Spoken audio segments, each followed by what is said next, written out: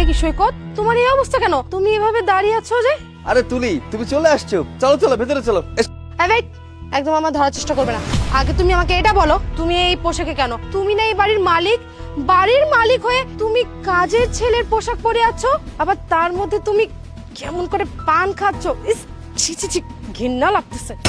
আরে তুলি, তুমি আমার কথা শোনো না। সারাটা দিন ওই যে প্যান্ট আর শার্ট পরে থাকতে আমার ভালো লাগে না।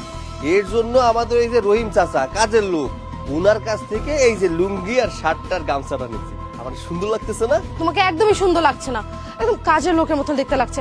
এই ওয়েট ওয়েট ওয়েট, তুমি আমাকে এটা বলো, তুমি আমার সাথে মিথ্যা কথা বলছো না তো? তুমি আদৌ এই বাড়ির মালিক নাকি এই বাড়ির কাজের লোক?